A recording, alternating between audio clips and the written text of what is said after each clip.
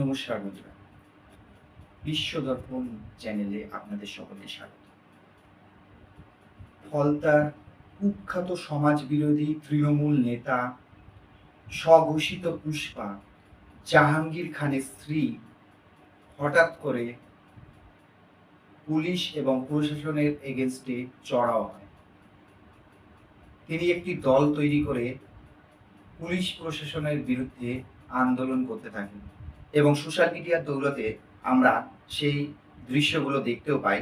বহু মানুষ এদিক ওদিক পালাতে গিয়ে কিছু মানুষ কুকুর সাঁতরে পালানোর চেষ্টা করে।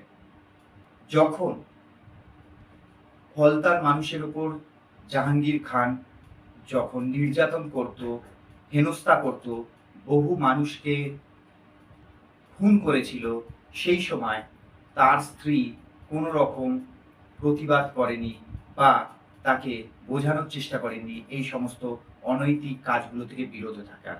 কিন্তু আজকে যখন তার স্বামীকে ধরে নেওয়া হয়েছে এবং পুলিশের মাধ্যমে সমস্ত গ্রাম ঘুরিয়ে তার যে সন্ত্রাস সম্পূর্ণভাবে বিনাশ হয়ে গেছে সেটি দেখানোর জন্য, মানুষের আইনের প্রতি আস্থা অর্জনের জন্য তাকে কোমরে দড়ি বেঁধে ঘোরানো হচ্ছে এবং জনসমক্ষে কান ধরে উপোস করানো হচ্ছে, সেইটি তার স্ত্রী কোনোভাবে মেনে নিতে পারছেন না এবং তিনি প্রতিবাদ করতে চলে এসেছেন।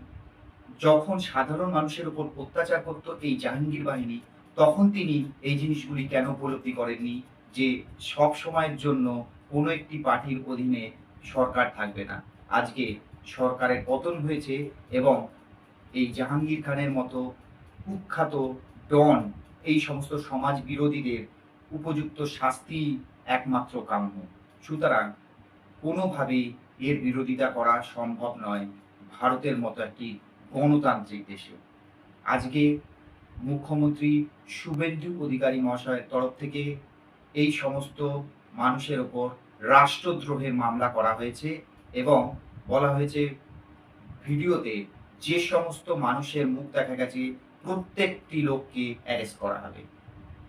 আগামী দিনে এই ধরনের কঠোর প্রশাসনিক পদক্ষেপের উপরই মানুষের নজর থাকবে এবং কিভাবে বাংলাকে তার পুরনো গৌরবে ফিরিয়ে নেওয়া যায় সেটাই এখন দেখার।